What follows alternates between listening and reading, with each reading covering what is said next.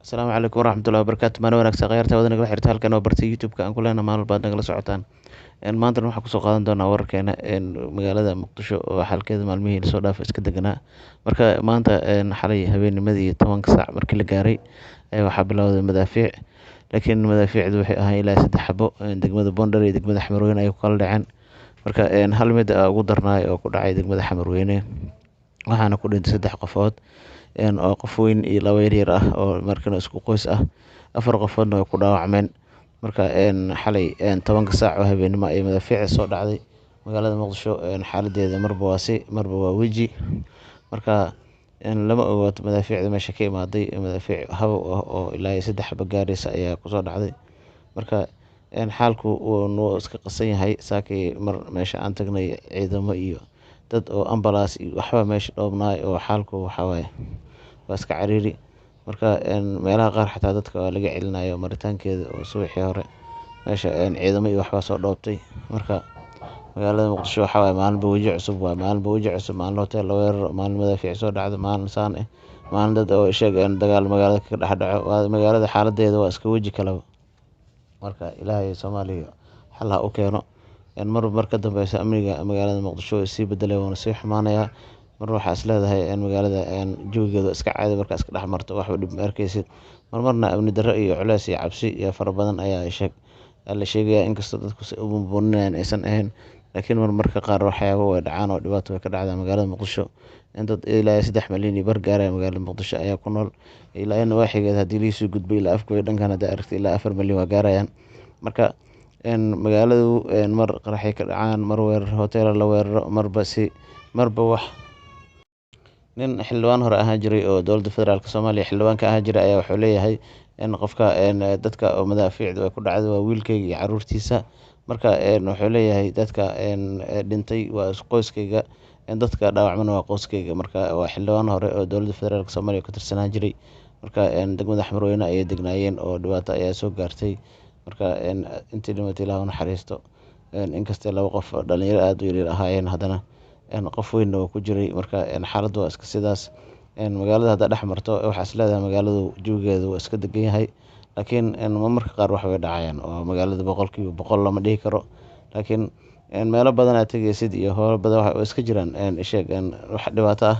Laakiin magaalada inteeda badan haddaad iska dhex martid wax dhib ay wax ku daba taagan iyo wax ku bursanayo ma arkaysid. Jawigeedu waa iska normal. Marka dad fara badan dhaliilo oo magaalada waxay leeyihiin maxaa Cabdullaahi Farmaajo iyo dowladda Xasan Cali Khayre dowladdan dhaantay. Saaka xataa qof dumar waxay ugu dhahay anaga markii Farmaajo joogay ayaa saan noo dhaantay ay leeyihiin. Marka haddii Farmaajo hadduu tagay waqtigiisiina dhamaaday, waxaa la leeyahay Xasan Sheekh Maxamuud waqtigiisii ma dhamaanin, sanadkii ugu horreeyay xataa muusan gaarin. Marka waxba lagama qaban karo. Xasan Sheekhna hadda lama bedeli karo, Farmaajo lama soo celin karo. Maxaa la dhahaa waa inuu waqtigiisa dhamaado 4 sano waa inuu laqaa. Weliba waa inuu wax ku darsadaa sida lagu yaqaano Soomaalida 6 bilood 8 bilood sanad waa inuu ku darsadaa. Waa dhaqanka Soomaalida lagu yaqaano.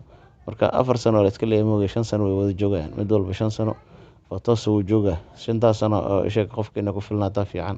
Soomaalinimada inuu adeegaa fiican, dantiisa inuu ka fikiraa fiican, danta dadka guud inuu oo fiiriyaa fiican. Sababtoo ah dantaada kaliya haddaa fiiriso ninka siyaasiga waxaa aad ugu muuqdo markuu darajadiisa oo xildhibaan noqdo siduu wasiir ku noqon lahaa, wasiir markuu noqdona siduu ra'iisul wasaare ku noqon lahaa, ra'iisul wasaare markuu noqdona siduu madaxweyne ku noqon lahaa. Marka dadka Soomaaliyeed waxaa u maleysaa in siyaasadda lagu ibtileeyay oo siyaasad ay ku waalan yihiin.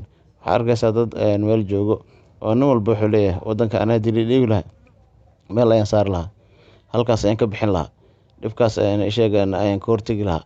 Waddanka daacad looma aha.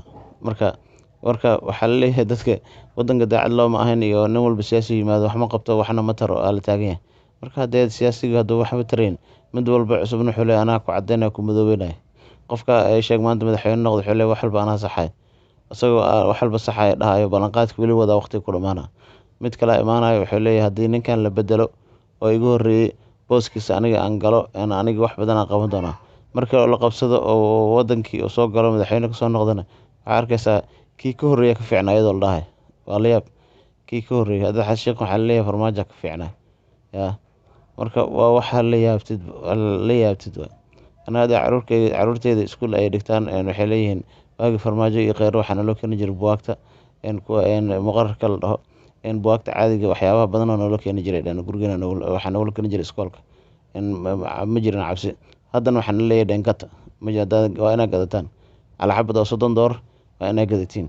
4 caruur ama 3 caruur hadda ku dhigato waa inaad gadataa ilaa iyo 4 xabo ama 3 xabo waa inaad gadaa. Marka Soomaaliya rajo way lahayd, laakiin mar ka dambeysa waxaa sii curyaminaya siyaasiyiinta isbedelaya, xilalka isbedelaya culeyska keenaya. Maanta midaa la keenaa 5 sano ama 4 sano jooga, mid kale la keenaa beri 5 sano 4 sano saas lagu madadaalina waqtigan oo laga cunaa. Soomaaliya wax dan ka leh oo horumarkeeda rabo ma jiraan.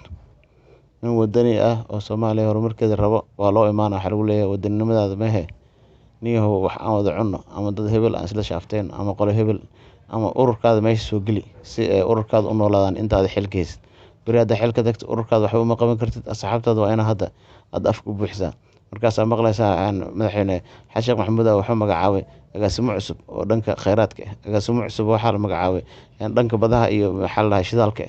Qoryaa badana agaasimo cusub waa la magacaabay oo dhanka dekedaha u qaabilsan sheeg madaxweynaha dhanka kheyraadka. Yaab waxaan leeyahay maxaa meeshaan maalin walba waxbaa la magacaabaa, agaasimayaal socdo, wasiiraa socdo. Marka dadka faraha badan aa magacaabaysid budgetkooda lagu xisaabtamaa. Meeshii oo shaqaalahaada aad soo koobi lahayd haddaa shaqaalihii ballaariso oo dhahday dowladda waxa ka cunaan, dowladda adaa madax ka ah, waxa mushaarka laga rabana waa adiga.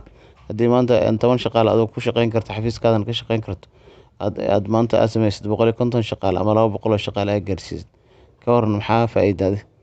Wax faa'iidaysa ma laha. Dakhliga wadankan umaada danaynin in dadka la shaqaaleysiiyo way fiican tahay, laakiin waxaa ku shaqaaleysiinay in waxay aad u daciifaan oo wixii aad u yaraadaan oo mushaaraadkii dad gaar haystaan. Hadda magaalada Muqdisho waxaa arkaysaa lacag walba aa wadatid, qof lacag jeebka $100 ama $50 ku wata ma arkaysid, telefoonka ku dhex wataa. Haye magaalada markaa ku aragtid maanta waxa bajaaj raaca iyo tuur, wax kaloo raaca iyo tuur, sheeg meel oo taagan yahay waxba gadanaya wuxuu leeyahay tuur, carwo gala waxba gadanaya iyo tuur, farmashiyo tagaa iyo tuur. Aan maalintii ugu yaabka badneed waxaa lagu dhahay niyahow sheeg maxaa shaygan weydiiyo waxaa lagu dhahay waa 6,000. Haye si aan ku bixiyaan marka aniga kaash ma haystii 25 senti tuura la dhahay. 25 senti si loo tuuro ma yaqaani, bes oo u dhiibay qaab loo tuuro oo tusi qaabkaas loo tuura 25 senti wuxuu dhigantaa 6,000 oo shilin Soomaali ama 7,000 oo shilin Soomaali. Bes sidii marka aan ku fahmay hadda 25 senti iyo maxaa la 50 senti $1 wixii waa hadda inaan fahmayo ma leysa oo caadi la qabsanayo. Marka Soomaaliya ganacsigeeda iyo dhaqaalaheeda dad gooni oo gacanta ugu jiraa, siyaasadeedana waxaa waaye jiid aan ku jiiday waay. Nin xas shaqliira imaanayo mucaarada ku kacayo nafta loo keenaa, farmaajo imaanayo mucaarad kale ku kacayo nafta loo keenaa, shariifa imaanayo waxaa leeyahay mucaarad kale ku imaanayo iyagana nafta u keenayaan. Marka ninka siyaasiga waxaa waaye ma lahan sheeg daacadnimo iyo karti iyo hufnaan ma laha. Wuxuu leeyahay hamigiisa iyo lacag urursigiisa. Nina la keenaa xogaa aruursan oo ka tagaa, mid kale la keenaa xogaa aruursan oo ka tagaa, mid walba yimaado waxa uu si aruursana. Inkastoo dadku ay leeyihiin dowladda farmaajo corruption-keeda waxyaabaha yaryar ka muuqayo, laakiin corruption muuqdo oo weyn oo la taaban karo ma jirin.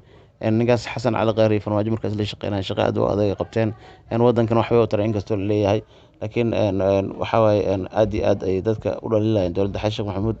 Inkastoo la dhihi karo weli maysan howlgelin oo waqtigeeda iska bilow, laakiin wixii akhbaarada iyo wixii barnaamijka inta Muqdisho ku sugan oo idiin soo gudbin doona kheyray. Waan ku mahadsantahay la socodkeena barnaamijkeenan. Tani kulantada dambe xiiso waxaan kaga tegaynaa sidaas iyo nabadgelyo.